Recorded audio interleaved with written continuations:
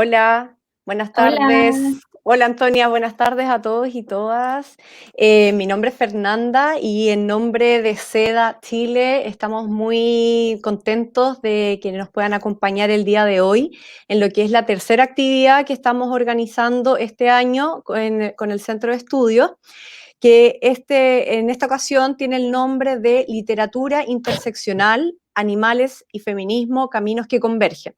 En esta ocasión nos acompaña Antonia Valenzuela. Ella es licenciada en Letras Hispánicas con mención en Lingüística y Literatura por la Pontificia Universidad Católica de Chile. Actualmente además está cursando su máster en Estéticas Americanas. Ha participado en varios proyectos, destaco uno en particular que lleva a la Universidad del Paraíso, que se denomina Jerópolis. Además, es cofundadora y participante activa de un club de lectura denominado Anticanónica, que trata sobre literatura feminista. También es participante de otro club de lectura denominado Estudios Animales, sobre, obviamente, literatura animal. Y recientemente estamos muy contentos y muy afortunados de poder contar con Antonia como directora de la nueva área de SEDA sobre literatura interseccional, que es de lo que obviamente hoy día vamos a ir conversando. Precisamente esta actividad de hoy versa sobre los estudios y trabajos que a los que Antonia se ha dedicado y que se refieren a de qué manera los libros de alguna u otra manera nos ilustran, nos iluminan acerca de las distintas realidades o problemáticas que hasta el día de hoy siguen o se mantienen tanto en los animales no humanos como también en el caso de las mujeres. Así que, Antonia, te damos una calurosa bienvenida. Muchas gracias por estar acompañándonos hoy. Y bueno, primero, ¿cómo estás tú? Y cuéntanos si quieres algo para partir sobre estos trabajos en los que tú has estado dedicando el último tiempo de tus estudios. Y luego ya partimos con tu presentación. nada, bueno, agradecerte a ti, Fernanda, y al equipo de SEDA que se haya dado esta posibilidad de hacer esta área de literatura. Creo que es muy importante porque creo que puede llegar a más público y puede hacer que las personas logren entender esa sensibilidad que habita en cada animal y en cada persona. Así que estoy muy contenta de que podamos hacer este webinar, presentar el trabajo que hice para darle inicio a esta nueva área de SEDA, que prontito va a estar ya disponible en la página web para que puedan, los que les interese, puedan meterse y verlo. Y nada, bueno, contar un poquitito cómo va a ser esto. Voy a hablar en resumido sobre lo que se trata mi trabajo. Voy a contar el análisis que hice de dos obras que cuando muestre la presentación van a saber cuáles son. Y eso, invitarlos a reflexionar conmigo, contigo, Fernanda, que sea un momento lindo y que remueva algo en nuestro interior. Genial. Olvidé mencionar que esto se está siendo transmitido por todas las redes sociales de SEDA y que la idea es que se genere un debate posterior a la presentación de Antonia. Por lo mismo vamos a ir recogiendo todas las preguntas de parte de los asistentes de forma virtual a través de las redes para que se sientan libres de opinar, manifestar sus impresiones con respecto a lo que ella vaya mencionando y con eso generar algún tipo de diálogo, aunque sea de modo virtual, con Antonia. Así que Sí, bueno, perdón, dime. y lo más importante también que se animen a ser voluntarios de esta nueva área o de alguna área que SEDA tiene. Exactamente. Así que bueno, con eso damos inicio a tu exposición, Antonia, que seguro que va a ser muy, muy enriquecedora. Súper. Yo voy a compartir pantalla ahora. Vale. Díganme si se logra ver bien. Sí, Ahí. perfecto. Ya, voy a agrandarlo y parto. Ya. Súper. Entonces, como contaba Fernanda, esta es sobre literatura interseccional, animales y feminismo, caminos que convergen. Le damos inicio entonces a esta nueva área de SEDA, parto. Bueno, vamos a analizar dos obras importantes a mi parecer, para mostrar cómo pueden converger animales y mujeres. La primera es Epistemología rumiante de Lucrecia Mazón y la segunda la veremos un poquito más adelante. Lucrecia Mazón es licenciada en Ciencias Políticas por la Universidad de Buenos Aires y máster en Teoría Crítica en el programa de Estudios Independientes del Museo de Arte Contemporáneo de Barcelona y la Universidad Autónoma de Barcelona. Con la impureza como principio, explora los campos de la teoría, el arte y el activismo. Sus principales temas de investigación tienen que ver con la producción política del cuerpo gordo en relación con las otras corporalidades disidentes y la crítica decolonial. La autora en su texto se pregunta ¿cuál es el cuerpo del feminismo? ¿Puede hablar la vaca? ¿Qué cuerpos pueden nombrarse a sí mismos? Lucrecia Mazón hace un análisis crítico de la materialidad que existe en un cuerpo, compartiendo la comparación de una biología material de un cuerpo mujeril gordo y un cuerpo animal como la vaca. Existe un terreno en el cual convergen diversos diálogos donde se ensaya y ejercita el modo en cómo la cultura interpreta un cuerpo, cómo lo percibe y cómo convergen estos diálogos donde ensaya y se ejercita el modo en cómo la cultura interpreta un cuerpo, cómo lo percibe y cómo la significa en su apropiación de conocimientos y formas de relación. Siguiendo lo anteriormente expuesto, en este preciso terreno, donde se presenta el entrecruzamiento al tema de la cuestión animal, lo viviente adquiere protagonismo, pues existe una proyección de un cuerpo en el otro, un compañerismo, un alter ego animal. Por ello, Mazón en su obra hace una constante alusión a la representación animal de la vaca a lo rumiante. ¿Cómo podemos las rumiantes ser también productoras de la verdad? La epistemología rumiante todo lo traga, todo lo mastica, se lo come todo. En consecuencia, la autora dice que, cito, entiendo el cuerpo gordo como un cuerpo colonizado, un cuerpo visto como inferior, para una cultura donde la delgadez se ha impuesto triunfantemente. Entonces digo, soy la vaca. Busco en la animalidad mi propia enunciación. El pertenecer a un segmento constantemente que se ha visto marginalizado y violentado tanto por la sociedad como por un sistema que habita en los huesos de la cultura, hizo que la autora protagonista de la obra solidarizara y empatizara con el cuerpo rumiante, vale decir que se refugiara en esta otra corporalidad. Cito, sangre de vaca, el cuerpo pulverizado, el campo, la vaca y el campo de batalla, la vaca y el alambrado como política de acercamiento, el alambrado como primer dispositivo, da lugar a la propiedad privada, la vaca loca, y el miedo, el contagio, la carne humana. Ella es la autora. El rumiante es excesivo, su grasa chorrea de asco. Termino cita.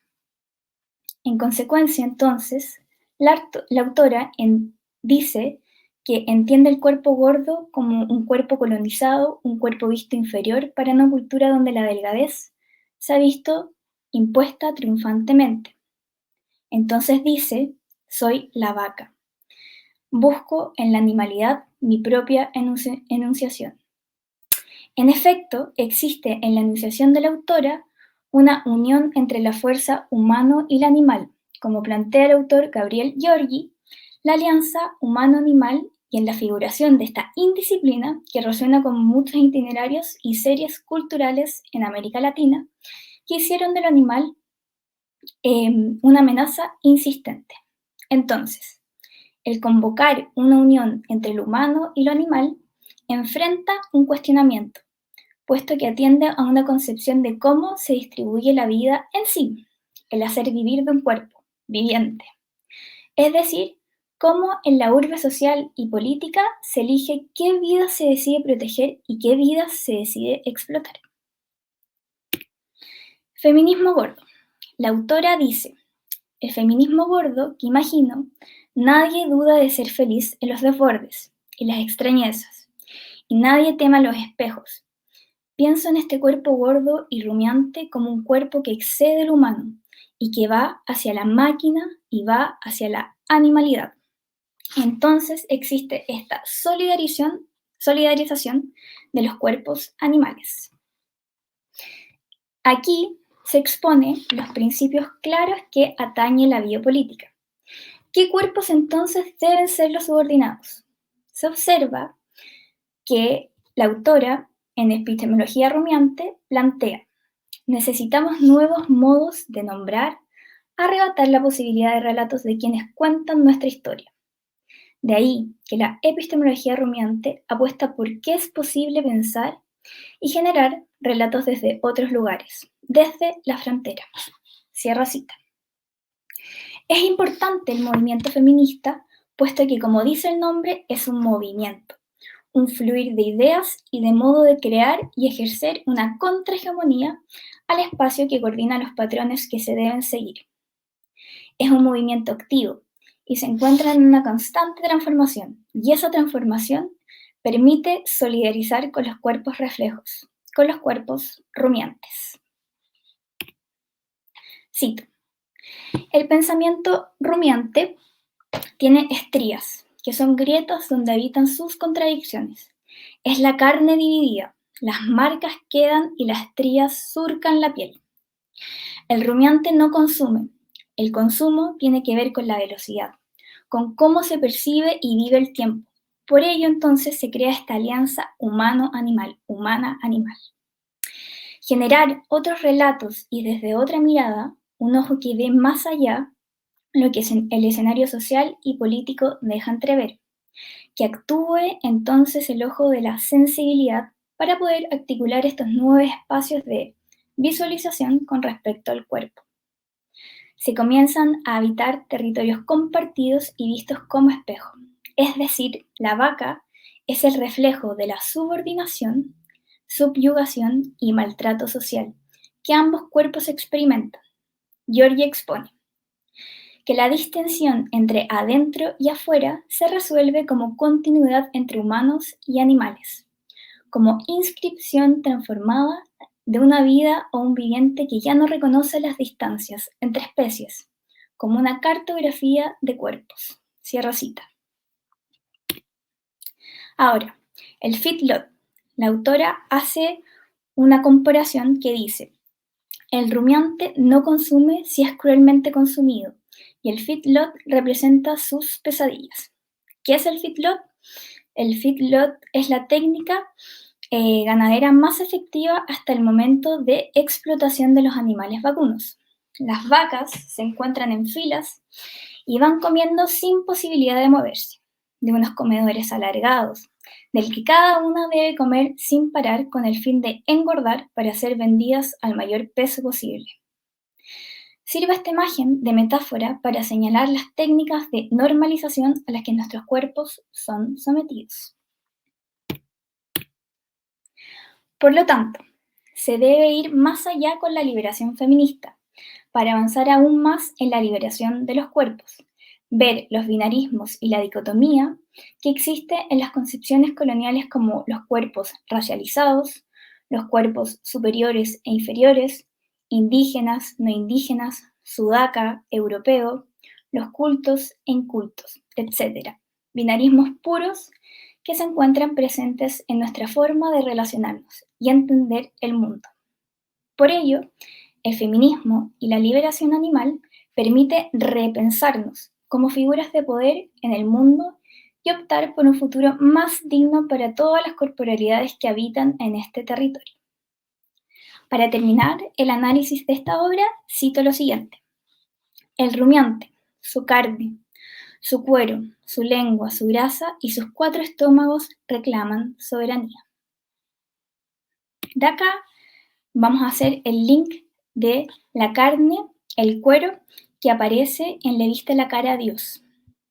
La autora anterior introduce lo siguiente: muchas veces la carne de este rumiante duele.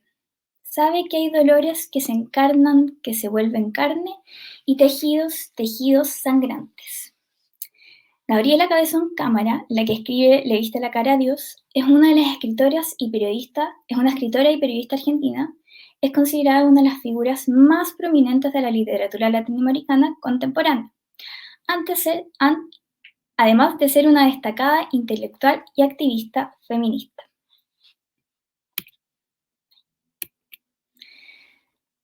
Entonces, en la obra escrita por Gabriela Cabezón Cámara se observa una conexión con el cuerpo rumiante, el cuerpo gordo, las prostitutas, los puticlubs y la industria láctea. Se presenta el cuerpo entendido como mercantil, el que genera y brinda el dinero a los propietarios. Ahora bien, ¿qué tienen en común un puticlub y la industria láctea? En ambos existe una institucionalidad protegida que se encuentra amparada por la ley chilena. En el primer caso se permite la existencia de prostitutas como tal, pero no la institucionalidad. En el segundo, sí existe una institucionalidad velada por la entidad judicial y constitucional. Por lo tanto, la explotación sexual y animal se encuentran constituidas bajo el sello de la Constitución. No obstante, cabe destacar que esta entidad olvida proteger a las vidas que permiten el funcionamiento de ellas. Existen normativas para los trabajadores que trabajan en estas industrias lácteas, pero no para las vacas y los animales que se ven forzados a generar y generar leche, ser ordeñadas cada 12 horas según el estudio y la investigación del Departamento de Estudios de la Dirección del Trabajo. Cito, tiempos de trabajo y duración de jornadas de los ordeñadores en lecherías, región de los lagos. En el informe anteriormente mencionado, se preocupa de optimizar la máquina, es decir, la vaca, la calidad de los trabajadores y la economía en la producción. Sin embargo, omiten lo fundamental del cuidado de una empresa como tal, el bienestar animal. Con respecto a la obra de Gabriela Cabezón Cámara, la autora denuncia una sobreexplotación de la mujer vinculado al trabajo sexual forzado, que muchos se dedican. A través de su texto, exterioriza el interior de la experiencia traumática de una trabajadora sexual de la Argentina llamada Bella. Este nombre, a su vez, hace referencia a la película y obra infantil La Bella Durmiente, donde utiliza su historia y transporta a la modernidad, en específico los puticlubs. La forma narrativa que crea la autora es una especie de fluir de conciencia, la cual remarca cómo el cuerpo mujeril se transforma en la carne mujeril, una carne pestilente, sucia y en proceso de descomposición. Cito. Te enguascaron, te domaron, te peinaron para adentro y te hicieron el hablante. Ahí aprendiste a gritos nuevo nombre y apellido. Te hicieron pura carne a fuerza de golpe y pija. Y así empezaste a saber que el centro de este antro, lo que sos, iba a ser muerto, como restos de puchero arrojados en la calle, y en el nombre de cada casa enfermo de podredumbre, desde el suelo del bautismo que te dieron el ratacuervo y sus amigos, los rufiantes del sabor, el puticlub donde conociste a Dios. Cierro cita. Entonces el cuerpo de esta mujer deja de ser visto como cuerpo material y se transforma en carne. La significación de la carne tiene una amplitud de referencias. Algunas de ellas es la transformación de ver un cuerpo con la distancia y el espacio que éste utiliza, a verlo y presenciarlo como un cuerpo que puede ser consumido, o sea, una carne que puede ser consumida, utilizada, tocada y compartida. Cito.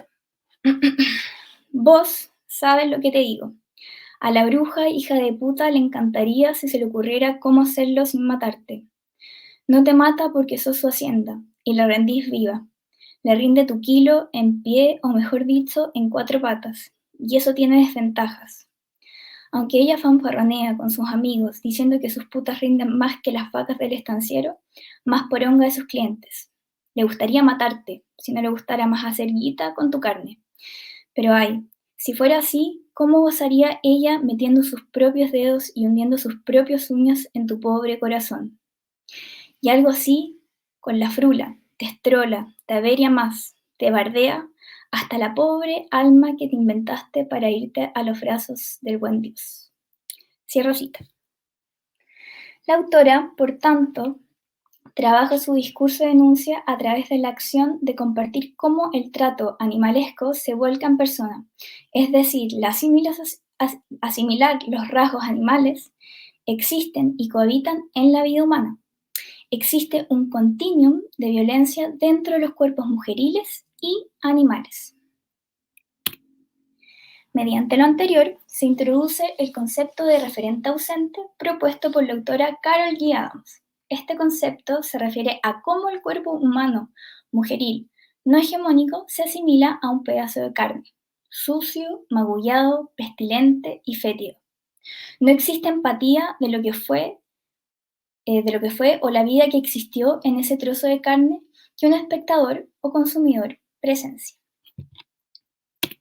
Cito. El Putty Club no te quiere ni momia ni musulmán, necesita que conserves músculo entre hueso y piel. Presa sin saber dónde y sin ver la luz del sol, casi ciega, casi sorda y casi descerebrada, sos el centro de atracción, la puta más cara del antro. Cierro cita. Entonces, para concluir, al momento de llamar abusador, opresor, violador, maltratador a una persona que tanto nos aprieta el pecho, el corazón y nos entra el deseo de hacer justicia, que la ley ampare nuestros cuerpos, nuestras denuncias y nuestra protección, recordar que todas, todos y todes en algún momento también lo fuimos. Gracias.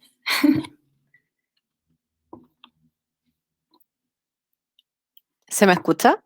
Sí. Sí, se te escucha. Oye, muy interesante, Antonia. Muchas gracias por tu presentación. La verdad es que yo no conocía en lo personal a ninguna de las dos autoras y bueno, después de esta exposición tuya voy a investigar un poquito más porque es un tema interesante. Por lo general se ve en las agendas tanto del feminismo como del animalismo. A veces como que se entrelazan, hay veces que corren por cuerdas separadas, pero acá lo interesante también es cómo estas autoras lo incorporan a la literatura. Y precisamente en relación a eso, a mí me gustaría preguntarte cuán importante crees tú que es el trabajo y el impacto que se puede obtener desde el activismo que se realiza a partir de la literatura interseccional, el abordar estos temas del feminismo y el animalismo conjuntamente. Sí, yo creo que es súper importante porque al hablar, cuando hablo de la sensibilidad, el tener esa sensibilidad cuando uno está viviendo en carne propia eso, tiende a solidarizar con los otros cuerpos que se ven sometidos a esa violencia que tú experimentaste. Entonces creo que a través de la literatura, la que estamos trabajando ahora, se crea y se genera esa sensibilidad. Entonces por eso es muy importante y es más, no es más fácil, pero creo que hace un clic distinto al ver como el activismo quizás que se critica cuando el activismo es muy fuerte, como que la gente mira hacia el lado, o cuando es muy débil, la gente tampoco se mete. Yo creo que la literatura te hace meterte más porque es una historia en el fondo. Entonces es una historia que pueden compartir ambas personas, tanto las mujeres como los animales.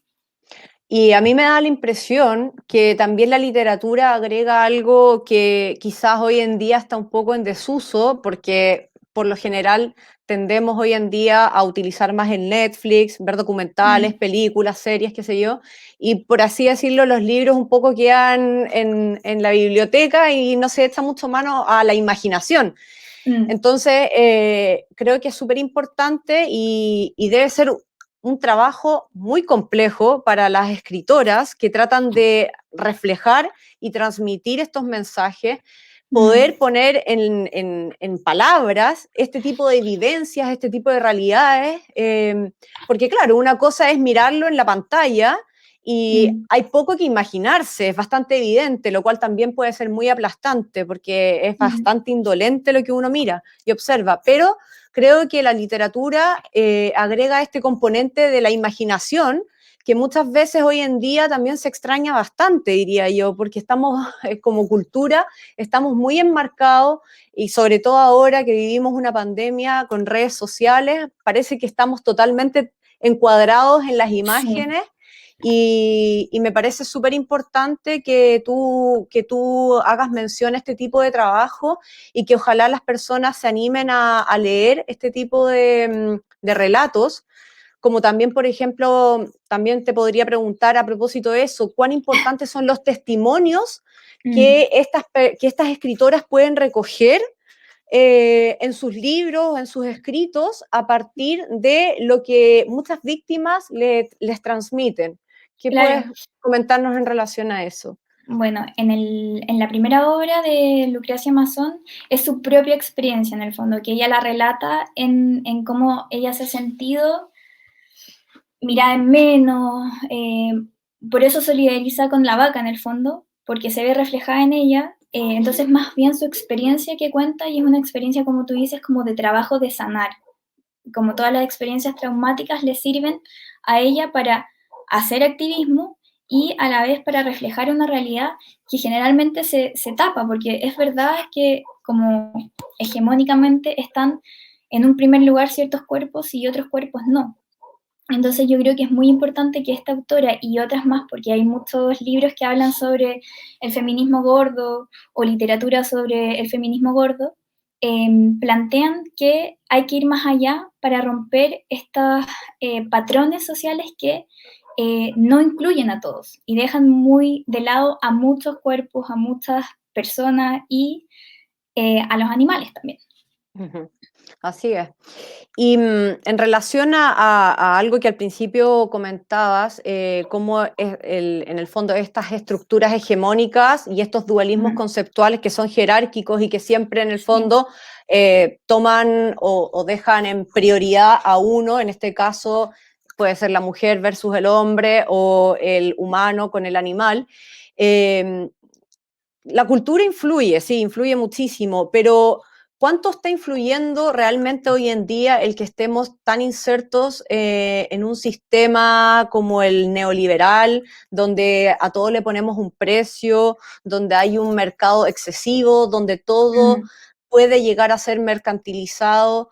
¿Cuánto hay más de eso que de cultura? Porque al parecer uno podría quizás o tendería quizás a decir, mira, sabes que yo he visto muchos testimonios, he visto muchos documentales, sabes que sí, culturalmente esto ya no va, esto ya no debería ser así, hemos tendido a normalizar, naturalizar ciertas cosas, mm, pero la cultura también evoluciona, por lo mismo no. Pero al parecer el mercado siempre pone un tope ahí, siempre exacto, el interés económico parece que sigue siendo el ganador en este juego.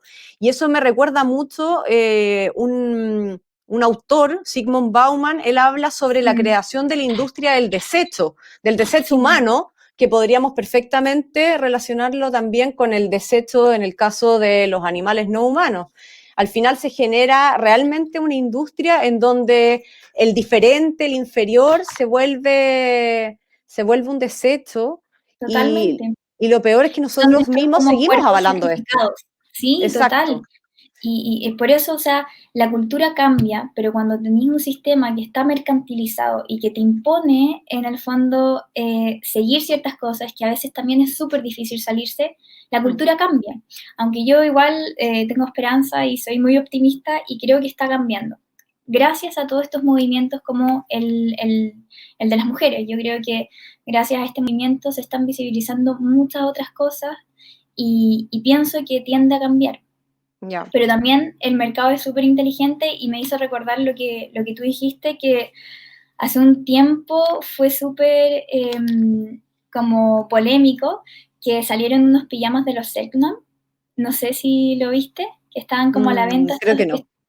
estos pijamas que estaban haciendo los Selknam y ¿Ya? fue como, o sea, el mercado ganó a la visibilizar estos cuerpos que fueron como totalmente colonizados y al final masacrados. Entonces es como muy curioso, pero siento que igual la cultura en el fondo está atenta a esas cosas y al final, como se ha visto a lo largo con el tema del estallido social, lo que está pasando en Colombia ahora y todo, siempre va a tener un poquito más de influencia si todos se unen y se Mm. visibilizan estas cosas a hacer un real cambio. Bueno, por eso mismo tu charla se llama Caminos que Convergen, porque precisamente es la idea de que las agendas no se miren de forma como rivales o como contrincantes, sino que se tiendan una mano, se tiendan puentes Exacto. entre los distintos movimientos, entre las distintas agendas, y por eso mismo yo te quería consultar cómo, ¿cuál fue el diagnóstico que pudo sacar o cómo se tomó la incorporación de una literatura interseccional de parte de la agenda feminista? Porque no siempre, o sea, no necesariamente una persona que es feminista también es, si, si se entiende. O Mm. sea, no necesariamente una persona que lucha por la justicia de las mujeres está tan consciente de que ese movimiento, que la opresión que ellas sufren es la misma opresión que también están sufriendo los animales. Y muchas veces, incluso, por ejemplo, te lo pongo ahora como con lo que está pasando acá en Chile con el tema constituyente, donde hay muchas agendas que quieren incorporarse como la mirada de la nueva constitución feminista, ambientalista, Sí. animalista, o qué sé yo. Se ve como se ponen como en contradicción en circunstancias que no debería ser así, debería ser una mirada holística. ¿Cómo crees tú que la agenda feminista incorporó una literatura interseccional como la que tú nos estás contando hoy en día? Yo creo, o sea, puedo hablar de mi experiencia personal, en verdad, claro, al principio cuando todo el movimiento feminista inició y todo, yo tampoco tenía tan claro que podían haber más cuerpos que no eran las mujeres en el fondo. Y fue un proceso de sensibilidad, como el de crear una conciencia colectiva y no una conciencia individual que también el mercado nos impone mucho de crear como este ser individual que en verdad no somos individuales, sino que vivimos en un colectivo y en una comunidad. Eso para mí, el movimiento feminista me hizo entender que vivíamos con más personas, con más cuerpos y que esos cuerpos también eran los animales y yo creo que es un proceso, porque si bien también hay otras extremistas que solamente buscan como la liberación de la mujer, yo creo que eso ha ido cambiando y se logra percibir que son la liberación de todos los cuerpos que son marginados. Exacto. Todos los cuerpos que están ahí en las periferias. Sí, Exacto. exactamente. ¿Y de qué manera, a propósito de eso, o sea, de la importancia que tiene la literatura y este tipo de movimientos, cómo ves tú la incorporación de la literatura interseccional o con este enfoque en lo que es el avance de los desafíos en educación que se puede extraer? O sea, ¿de qué manera una literatura interseccional da buenos aportes y buenos insumos en lo que son los desafíos educacionales, de generar mayor conciencia, generar empatía, mayor solidaridad, generar ciudadanos más comprometidos y activos, entre otras cosas? Es que es totalmente en verdad, porque o sea, el solo hecho de, por ejemplo, si un colegio lleva a las niñas y a los niños a una granja, a un matadero, los niños inmediatamente van a reaccionar como, ¿qué es esto? Entonces, creo que es importante, hoy me quedé pegada por eso, ¿no?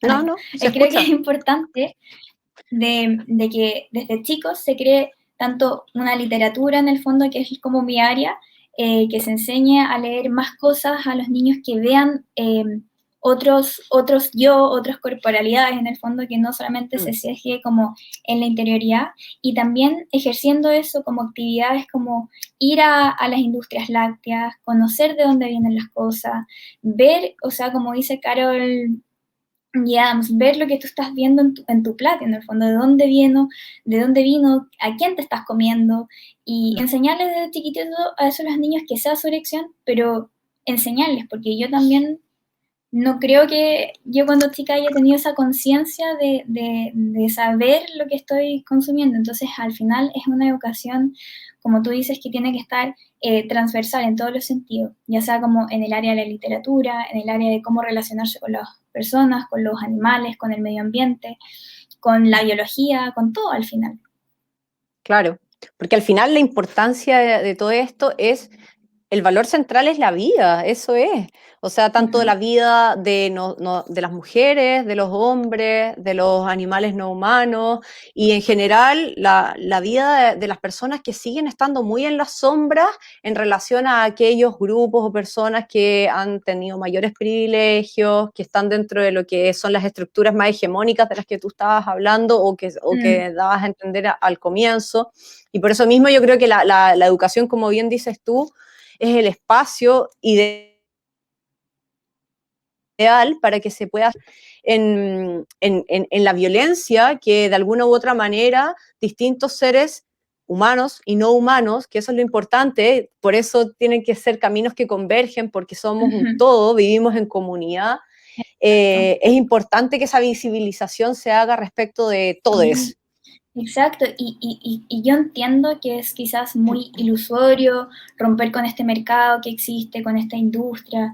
Yo entiendo que quizás es un sueño, pero sí creo que se puede dar en el fondo que se les dé dignidad, que se haga un bienestar animal en el fondo. Eso yo lo creo absolutamente. ¿Y cómo se logra? Bueno, como lo estamos haciendo ahora. Y yo creo que estos espacios son súper importantes. De hecho, creo que lo realmente positivo que ha dejado la pandemia es que a través de redes sociales y de estas plataformas virtuales se ha permitido poder estar en tantos contextos, poder estar conociendo tanta información de otras partes, y eso es súper positivo porque de Sí, alguna u otra manera nos estamos nutriendo, obviamente en redes que correspondan, pero nos estamos nutriendo correctamente, y creo que por ahí va la cosa. O sea, cuando volvamos a la normalidad o a la nueva normalidad, la idea es que estos espacios de conversación se mantengan, ya sea de esta manera o también presencialmente. sí, Oye, total. Antonia, y una duda me quedó en todo caso con respecto a tu presentación, una duda personal, que Ujú. tiene que ver con la primera autora, Mazón, ¿cierto? ¿Es el apellido? Sí, Mazón. Ella hace trabajo, investiga sobre feminismo y gordofobia, ¿cierto? sí, sí, sí, Ella, sí, sí. ¿Ella qué piensa con respecto, o qué diagnóstico tiene con respecto a la gordura? Porque yo entiendo lo que es la gordofobia como un acto de discriminación, de desconsideración moral hacia el otro, y de invisibilización. Yo entiendo esa Ujú. parte, pero también no deja de ser cierto que la gordura trae en gran medida aparejada ciertas enfermedades que, Mm. digamos, en términos de salud no es lo óptimo, ¿cierto? O Sí, sea, por problemas de diversos tipos, cardiovasculares, o sea, miles de hipertensión, diabetes, etcétera. Entonces, ¿qué piensa ella con respecto a ese punto? Porque sí, como que bueno, siento que es como que se siente como un poco atacada, no sé, y no sé si está hablando de ahí, de algo más personal, o es simplemente un tema que dice relación con la discriminación, que eso yo lo comparto absolutamente. yo creo que es un mix de todo. O sea, claramente tener un cuerpo gordo en extremo como obesidad, claramente para la salud no es óptimo. Ahí algún doctor nutricionista me tendrá que decir si está bien o no. Pero lo que ella critica en el fondo es que siempre, nunca se permitió en el fondo que existieran otros cuerpos. Solamente se permitió que existiera un cuerpo que fuera delgado y nada más. Siendo que en efecto no existen, porque hay cuerpos que son más musculosos, anatómicamente son más grandes, eh, cuerpos que no tienen esa delgadez que tanto se impone. Y una cosa que la autora decía en una entrevista es que los índices para medir la masa corporal se crearon hace muchos años y no se ha renovado Esa de medición. cómo, claro, esa medición no se ha renovado y son índices que se tienen como registro desde el siglo XIX de Francia para hacer como producir más rápido en términos de cuando los trabajadores están en las empresas y tenían que optimizar de cuál era el peso ideal que deberían estar estos trabajadores para que no consumieran tanto alimento, invertir menos en eso y que tampoco se fueran a morir y pudiesen trabajar. Entonces, no se ha innovado tanto en esa área y se ha conservado solamente un patrón. Entonces también esa es la crítica de la autora. Pero no sé, yo creo que hay que darle espacio a la convergencia de los cuerpos distintos, porque como te digo, eso permite en el fondo de que nosotros veamos más allá y que entendamos que entonces un cuerpo gordo es igual de válido que un cuerpo delgado y un cuerpo también animal, como la vaca, las gallinas, los perros, etcétera. Que en el área de literatura a la gente que se quiera meter y ser voluntario, vamos a ir viendo varias cositas respecto a distintas obras también, como hay otra que se llama La perra de Pilar Quintana, que también habla en el fondo un poquito cómo ella se ve reflejada en la perra. Entonces ahí tenemos otro reflejo espejo de otro animal. Ujú. Entonces, eso. Muy, muy interesante. Oye, y yo creo que por el honor del tiempo te voy a hacer una última pregunta que tiene que ver, bueno, tú la nombraste con Carol Adams.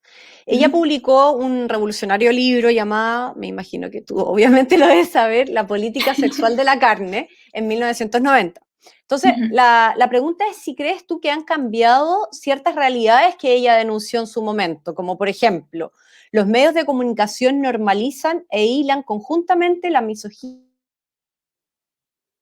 y el consumo de bares que sirven comida de hombre con meseras con poca ropa.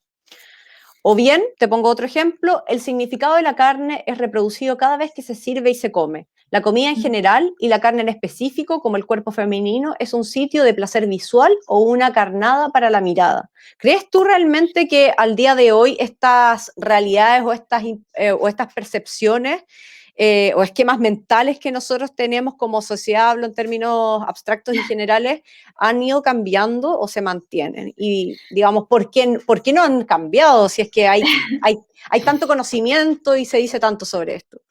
Uy, es compleja la pregunta. El por qué no han cambiado puede ser por muchas razones, pero yo creo que no ha cambiado, sino que ha evolucionado como con las nuevas tecnologías. No sé, por ejemplo, ya no es el tema del bar y la mujer que tiene el short corto o algo así, sino que son las redes sociales y no sé, se siguen a jóvenes que tienen ropa corta o que suban cosas así y se empieza a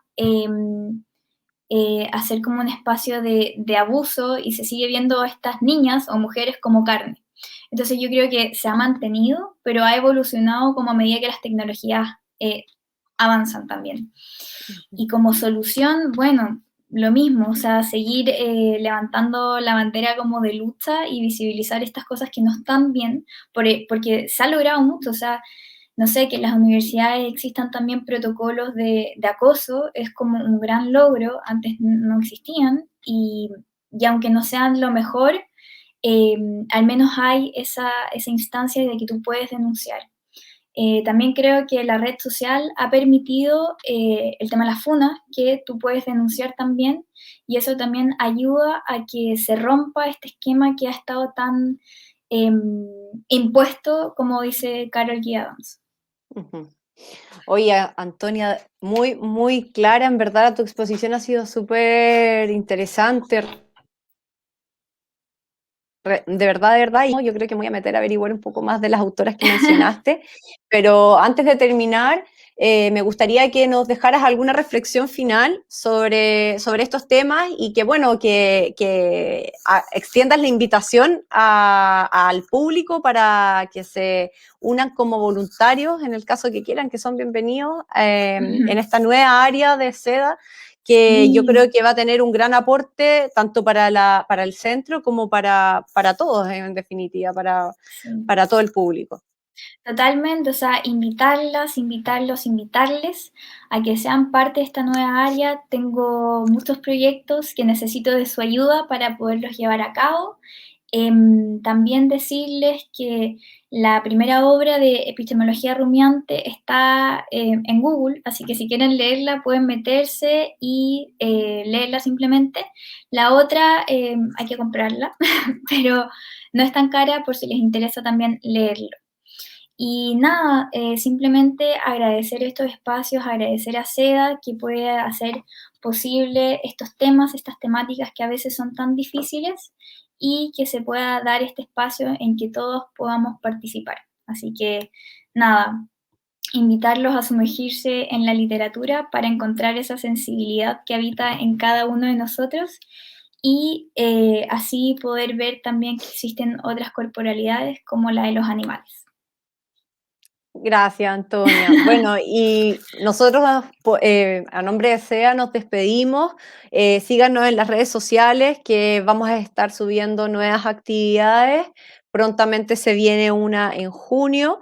Y bueno, eso, la invitación es a que nos sigan. Si quieren trabajar, participar con nosotros, son todos bienvenidos a hacerlo. Hay mucho trabajo y hay muchas actividades en las que todos pueden participar, así que siéntanse todos muy bienvenidos. Eso Sí. y nos vemos en otra ocasión. Sí, muchas gracias por estar.